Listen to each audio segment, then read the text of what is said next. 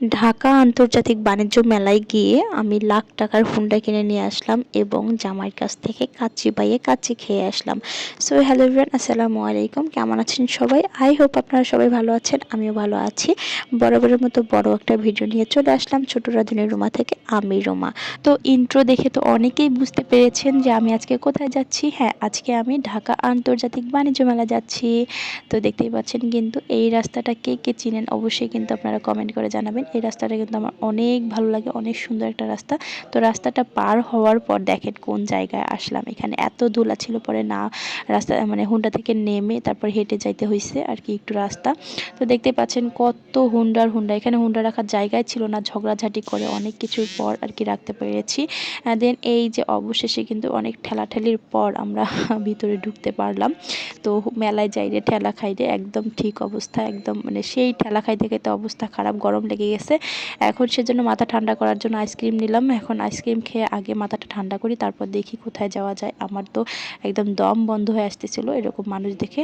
দেন প্রথমে আমরা গেলাম একটা ব্লেজারের দোকানে, রাফসানের জন্য একটা ব্লেজারের সেট নিব সেজন্য। তারপর আমার ছেলের এই হুন্ডার উপর নজর গিয়েছে, আমারও এই স্কুটিটার উপর নজর গিয়েছে। ভাবলাম যে ওটা কিনে নেই। তো যাই হোক, শুধু ভাবলে হবে, এটা মানে তার জন্য তো টাকা থাকা লাগবে পকেটে, তাই না? তো এই যে ভাবনা আর কি ছিল আমার, সেটা মেলার মধ্যে রেখে আসলাম, কারণ এই ভাবনা বাসায় নিয়ে আসলে সমস্যা। তো এখানে আবার একটু আয়না দেখে আমি ঢং ঢং করতেছিলাম।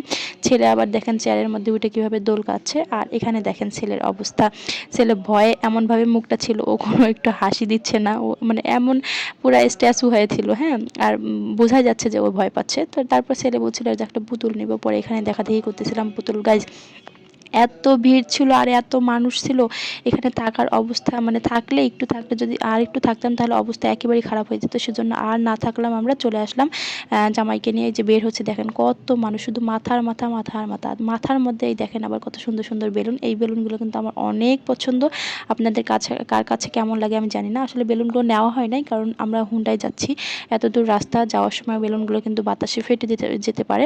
তো দেখেন এই রাস্তাটার মানে রাত্রির ভিউ কত সুন্দর, 300 ফিটের। তো এখানে এসে আবার দেখতেছি এখানেও জ্যাম, কি আর করার, সব জ্যাম ঠেলে ঠুলে আমরা চলে আসলাম কাচ্চি ভাইয়ে কাচ্চি খাওয়ার জন্য। গাইজ, আমাদের কপালটাই খারাপ, এখানে দেখেন, এখানে এসে একটা সিটও ফাঁকা নাই। এখানে এসেও আমরা মানে জ্যামের মধ্যে পড়ে গেছি। তো যাই হোক, অবশেষে আমরা একটা সিট পেলাম। দেন আমরা এখন এখানে কাচ্চি অর্ডার করে দিয়ে, আর আপনাদের ভাইয়া বলছিল যে এখানে স্বামী কাবাব খাবে, তো আপনাদের ভাইয়ার জন্য স্বামী কাবাব এখানে অর্ডার দেওয়া ছিল।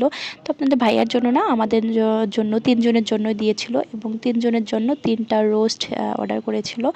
তো যাই হোক, অবশেষে আমরা খাবার পেলাম, এখন আমরা খাবো। মেলায় ঘোরাঘুরি করে অনেক খিদা লেগেছিল।